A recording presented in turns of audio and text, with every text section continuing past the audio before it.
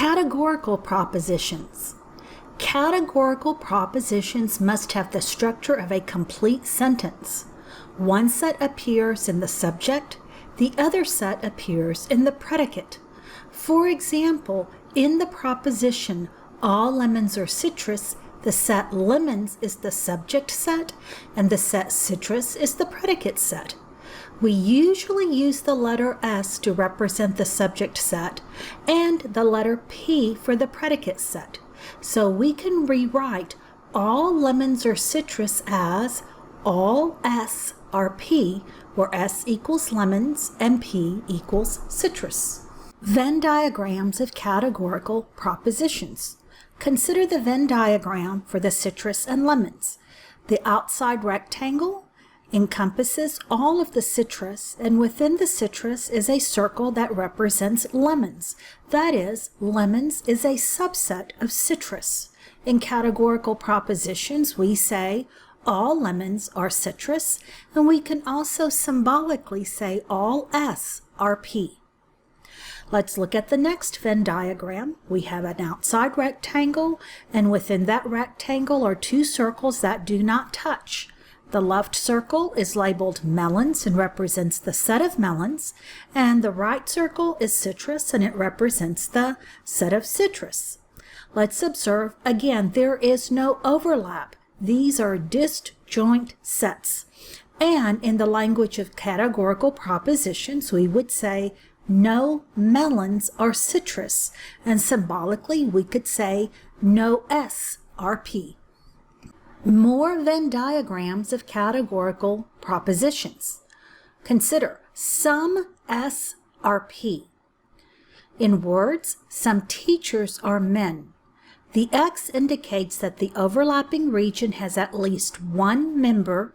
So this Venn diagram, we have a rectangle, two circles that overlap. The left circle labeled S is for teachers, that's the subject, and the right circle labeled P is for men, and that's the predicate. The X is in the overlap, that is, some teachers are men. Now let's read, some S are not P, that is, some teachers are not men. The X indicates that region claims to have at least one member. Let's observe. The Venn diagram is exactly the same as the previous one, however, the location of the X is with S. It is subtle but very important to note that some S are P is not the same thing as some S are not P. Example, construct a Venn diagram. For this statement, some dogs can swim. For the solution, first, rephrase some dogs can swim to some dogs are animals that can swim. Now we can determine the subject S and the predicate P. S, the subject, we identify as dogs. P, the predicate, we identify as animals that can swim. Let's construct the Venn diagram. Draw the outside rectangle, and within it, draw two circles that overlap. We label the left circle dogs, we label the right circle animals that can swim, and we clearly have a location of intersection. However, notice that the X is with the dogs portion only and not in the intersection. Example, smoking and pregnancy. Consider the study summarized in the two-way table below. Table labeled 1.1 from your textbook. This is a distribution of 350 births by birth weight status and mother smoking status. This table marks mother's smoking status horizontally with smoker and non-smoker, and vertically with baby's birth weight status, low birth weight and normal birth weight. Part A. Make a list summarizing the 4 key facts shown in the two-way table. Let's move over horizontally at the intersection of smoker and low birth weight. That number is 18. That is, 18 babies were born with low birth weight to smoking mothers. Continuing moving to the right, smoker and normal birth weight, that number is 132. That is, 132 babies were born with normal birth weight to smoking mothers. Continuing, Now we look at non-smoking moms and vertically low birth weight. The number is 14. 14 babies were born with low birth weight to non-smoking mothers. And finally, the last number remaining is the intersection of non-smoker and normal birth weight. The number is 186. 186 babies were born with normal birth weight to non-smoking moms.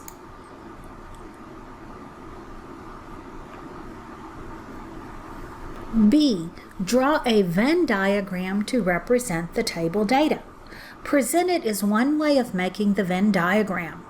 The circles are within the rectangle and they represent the sets of smoking mothers and low birth weight babies. The labels show how each region corresponds to one of the entries of the two-way table. For example, the rectangle that's separate from the circles, the number is 186 and it represents non-smoking mothers' normal birth weight. The intersection is where we are most curious, and that is the number 18, that's smoking mothers with low birth weight. Then to the right, but not in the intersection, are smoking mothers who gave birth to normal birth weight babies, and those were 132. And the last number is low birth weight, that's the circle to the right, but not including the elements in the overlap, and those are the non-smoking mothers for low birth weight babies. For Part C, use your Venn diagram to summarize the results of the study. The Venn diagram provides a visual representation of how smoking affected babies in this study. Notice that normal birth weight babies were much more common than low birth weight babies among both smokers and non-smokers. However, the smoking mothers had a lower proportion of normal birth weight babies and a higher proportion of lower birth weight babies. This suggests that smoking increases the risk of having low birth weight baby, a fact that has been borne out by careful statistical analysis of this and other studies. Example, 3 sets with numbers, a tech survey.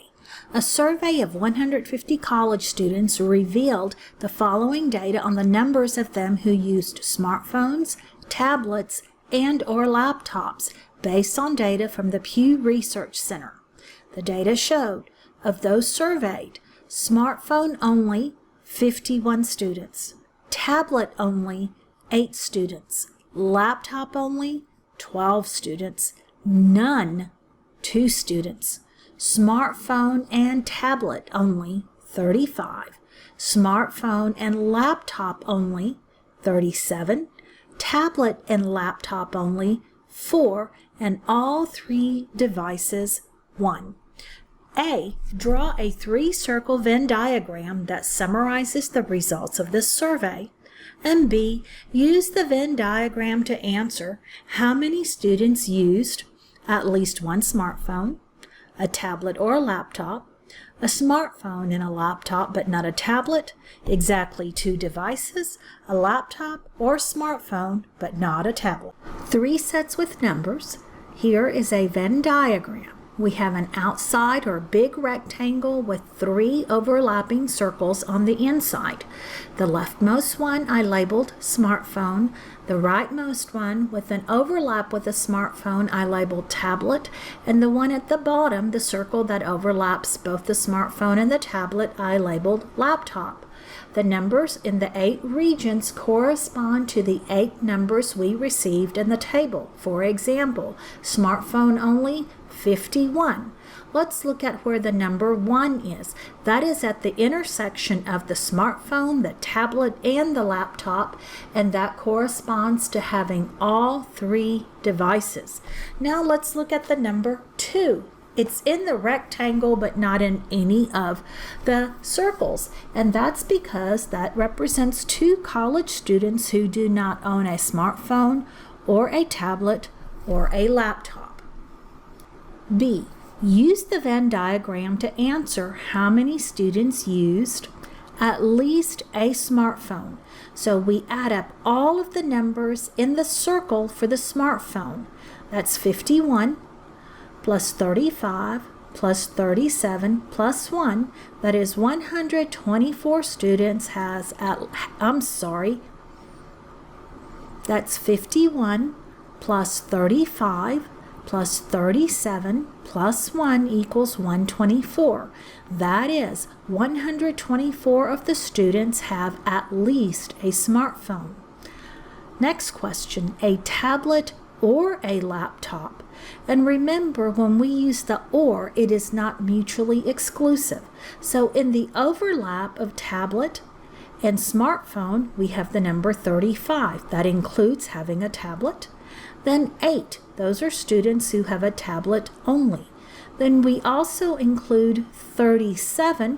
That's an overlap of smartphone and laptop, but we are interested in the laptop. Then we have the number 1 for the student who has all 3, plus 4 for the overlap of tablet and laptop, and finally 12, students who have only a laptop. The sum of those digits is 97. How about a smartphone and a smartphone and a laptop, but not a tablet? That point of intersection is 37. Exactly 2 devices. We are interested in smartphone and tablet only, that would be 35, plus smartphone and laptop only, that's 37, and tablet and laptop only, that's 4. The sum is 76. And finally, the last one, a laptop or a smartphone, but not a tablet. So a smartphone is 51, and then we have smartphone and laptop, that's 37, and then laptop only is 12. The sum of those 3 digits is 100.